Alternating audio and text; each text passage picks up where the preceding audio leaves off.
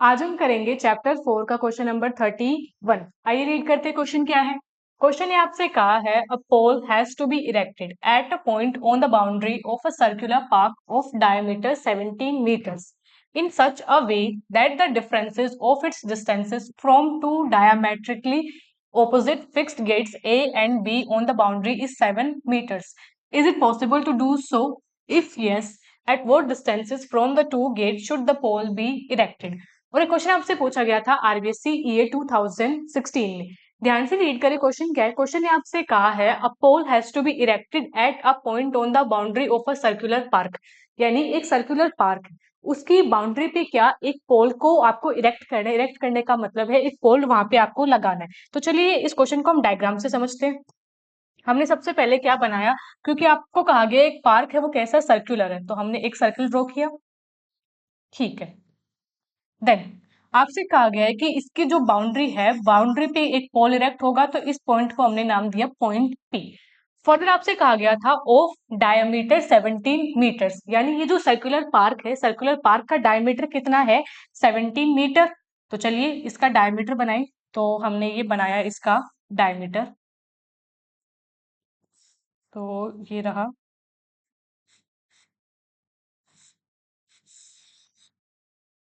चलिए वापस से बना लेते हैं, ये रहा डायमीटर। ठीक है, और ये जो डायमीटर है वो कितना है, 17 मीटर्स। तो यानी ये जो आपकी डिस्टेंस है वो कितनी है, 17 मीटर। ठीक है, फिर आपसे कहा गया है कि ये जो पोल है वो इस अकॉर्डिंग इरेक्ट होगा such that the differences of its distance from two diametrically opposite fix gates A and B on the boundary is 7 metre. यानी आपसे क्या कहा गया है कि ये जो डायमीटर है, इस डायमीटर के दोनों तरफ क्या है, दो गेट है। तो इस गेट को कहा गया है ए और इस गेट को कहा गया है बी। क्वेश्चन ने कहा है ना डायमेट्रिकली ऑपोजिट है वो फिक्स्ड गेट्स, तो ये गेट ए है, ये गेट क्या है, बी। क्वेश्चन ने कहा है कि जो पोल है वो इस हिसाब से बनेगा कि इस पोल का इस गेट से जो डिस्टेंस आएगा और इस गेट से जो डिस्टेंस आएगा उनका जो डिफरेंस है वो कितना होगा, 7 मीटर। फिर फर्दर आपसे कहा गया है is it possible to do so, क्या ऐसा करना पॉसिबल है। देन आपसे कहा गया है if yes at what distance from the two gate should the pole be erected. अगर ये पॉसिबल है तो आप बताइए कि ये जो पोल है वो इन दोनों फिक्स गेट से कितने डिस्टेंस के ऊपर इरेक्ट होगा। यानी हमसे क्या पूछा गया है कि ये जो डिस्टेंस है पी ए और ये जो डिस्टेंस है पी बी, आप बताइए उनकी वैल्यू क्या होगी। ठीक है, अब क्योंकि हमें यहाँ पे ये जो पी ए और पीबी को फाइंड करना है तो हम क्या करेंगे, पहले इन्हें लेट करेंगे। तो हमने माना कि ये जो पोल है उसका ए से जो डिस्टेंस है वो यानी पी ए वो कितना हो गया, एक्स। सिमिलरली इस पोल का जो बी से डिस्टेंस है यानी पीबी वो आपने क्या लेट कर लिया, वाई। ठीक है, अब आपको क्या करना है, इसे सोल्व करना है। तो देखिए सोल्व करते हैं कैसे।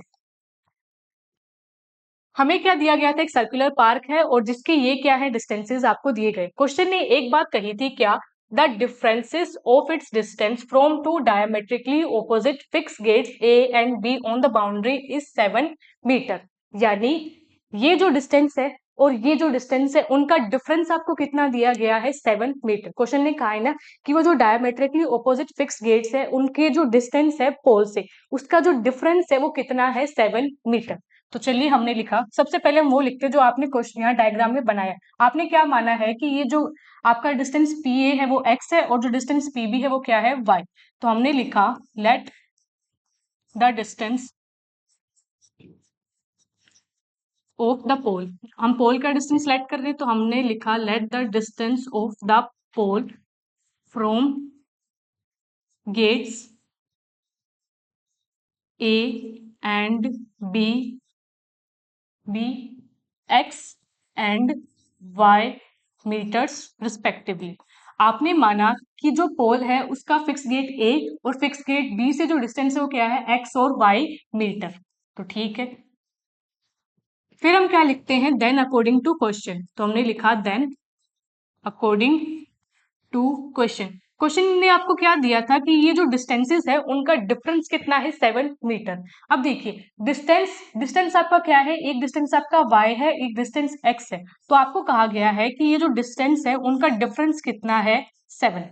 तो यानी जो y माइनस एक्स है वो क्या है आपका 7। ठीक है, फिर देखिए एक इक्वेशन आपकी क्या बनी है, y minus x is equals to 7। अगर आप यहाँ ध्यान से देख पा रहे हैं तो यहाँ से y की वैल्यू हम निकाल सकते हैं। y की वैल्यू आपकी क्या आएगी, y की वैल्यू आएगी आपकी x प्लस 7। अभी आपके मन में आया होगा कि मैम आपने ये जो y की वैल्यू है वो क्यों निकाली, वो अभी आपको पता लगेगा। देखिए हम जानते हैं कि जब आपका एक सर्किल है, सर्किल के ऊपर जो आपका रेडियस है यानी ये जो पॉइंट होते हैं, यहाँ पे क्या बनता है आपका एक राइट एंगल। अब क्योंकि ये जो ट्राइंगल पी ए बी है वो क्या है, एक राइट एंगल ट्राइंगल है, तो हमने क्या लिखा, as triangle P A B is a right angled triangle. जो आपका ट्राइंगल पी ए बी है वो क्या है, एक राइट एंगल ट्राइंगल है। राइट एंगल ट्राइंगल होने से हमें क्या फायदा हुआ, हम जानते हैं अगर आपका कोई ट्राइंगल एक राइट एंगल ट्राइंगल है तो आप उसमें पाइथागोरस थ्योरम अप्लाई कर सकते हैं। और पाइथागोरस थ्योरम आपकी क्या होती है, वो होती है आपकी hypotenuse square is equals to perpendicular square plus base का स्क्वायर। हम जानते हैं कि 90 डिग्री के सामने जो साइड होती है वो क्या होती है, आपकी हाइपोटेन्यूज। यानी यहाँ पे पाइथागोरस थ्योरम आपकी क्या होगी, ए बी का square is equals to P A square plus P B square. तो चलिए इसे लिखते हैं। आगे हमने लिखा हेंस यूजिंग पाइथागोरस थ्योरम, तब पाइथागोरस थ्योरम का यूज करते हुए, हेंस यूजिंग पाइथागोरस थ्योरम। ठीक है, आपने पाइथागोरस थ्योरम अप्लाई की। जो पाइथागोरस थ्योरम थी आपकी वो क्या है, वो है आपकी ए बी का स्क्वायर यानी हाइपोटेन्यूज का square is equals to perpendicular square plus base का स्क्वायर। अब देखिए ये जो ए बी पी और पी बी है वो उनकी क्या रखेंगे, वैल्यू रखेंगे। जैसा हम डायग्राम में देख पा रहे हैं कि जो आपका ए बी है वो क्या है 17, जो आपका पी ए है वो क्या है x, और जो पी बी है वो क्या है आपका y। ठीक है, तो हमने सारी वैल्यूज रखी। ए बी था आपका 17 तो यहाँ लिखा 17 का स्क्वायर, पी ए था आपका x तो यहाँ रखा x का होल स्क्वायर, और यहाँ क्या रखा पी बी की वैल्यू y यानी y का स्क्वायर।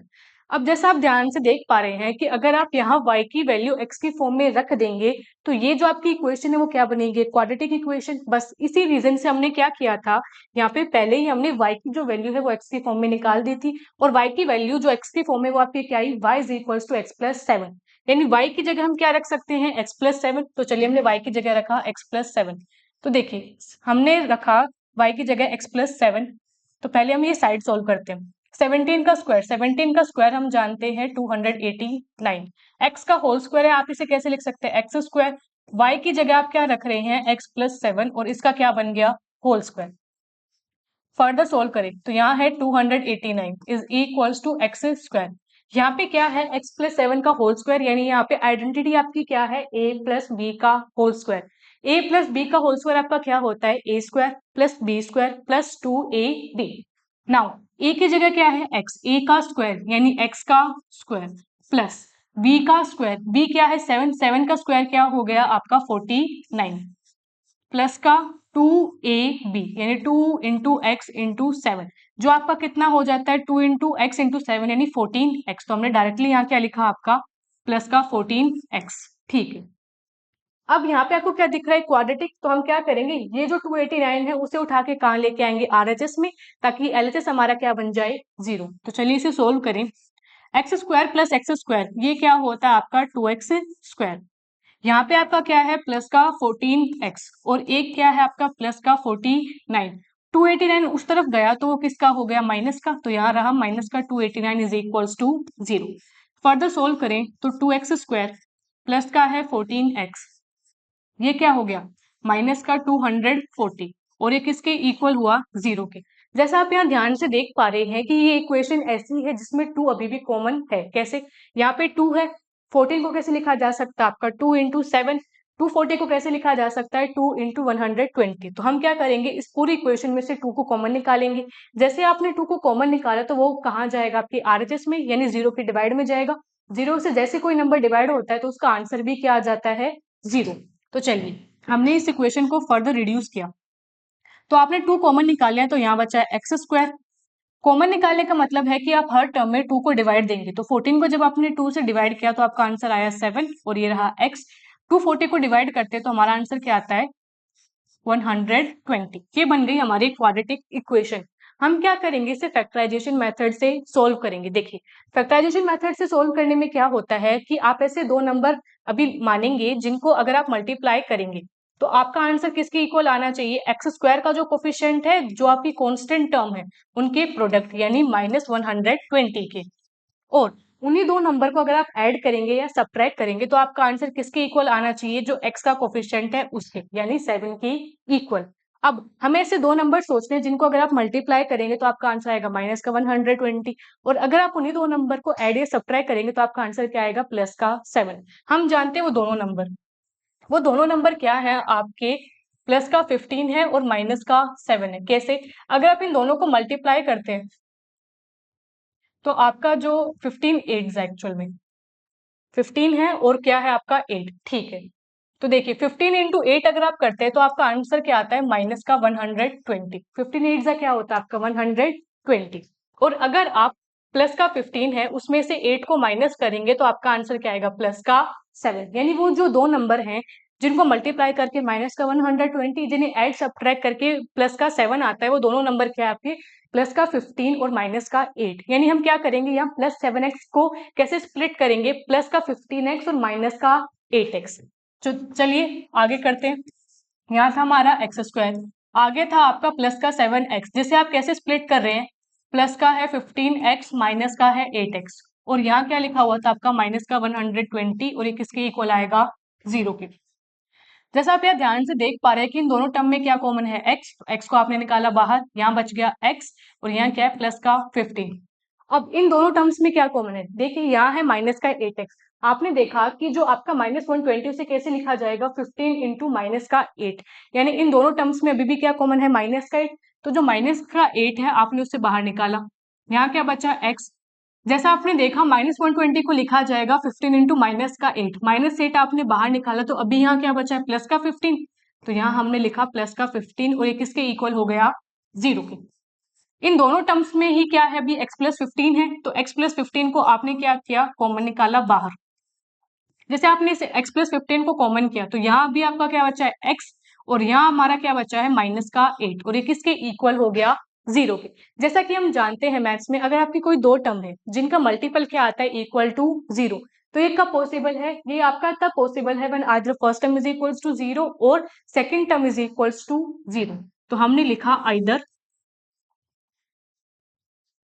फर्स्ट टर्म आपकी क्या है, x प्लस 15, ये क्या होगी, इक्वल टू 0। तो यहाँ से x की जो वैल्यू है वो क्या आएगी आपकी, माइनस का 15। और सेकेंड टर्म की आपकी x माइनस 8, ये क्या होगी, इक्वल टू 0। तो यहाँ से जो x है, x की क्या वैल्यू आएगी आपकी, प्लस का 8। अब ये जो x है वो एक्चुअल में था क्या, ये था डिस्टेंस। कैसे, देखिए x क्या था, जो पोल है, पोल का फिक्स गेट E से जो डिस्टेंस है वही आपने क्या माना था, x। तो आपका x क्या था, डिस्टेंस। क्योंकि x एक डिस्टेंस है और डिस्टेंस की वैल्यू कभी नेगेटिव हो नहीं सकती, यानी ये वैल्यू तो क्या हो जाएगी आपकी, रिजेक्ट, और ये वैल्यू क्या हो जाएगी आपकी, एक्सेप्ट। यानी जो x है, x की वैल्यू क्या आ गई आपकी, 8 मीटर। हमें क्या कहा गया था कि आप x और y दोनों की वैल्यू, क्यों, क्योंकि आपसे कहा गया था कि वो जो दोनों डिस्टेंस है आप वो फाइंड कीजिए। तो x की वैल्यू तो क्या आ गई, 8। अब हमें क्या करनी है, y की वैल्यू फाइंड करनी है। y की वैल्यू हम कैसे फाइंड करेंगे, हमने क्या लिखा था कि जो y है, y की वैल्यू क्या है आपकी, x प्लस 7। तो हमने लिखा था सिंस y क्या था आपका, x प्लस 7, y था आपका x प्लस 7, तो y की वैल्यू क्या आई आपकी, 8 प्लस 7, यानी y की वैल्यू आई 15 मीटर।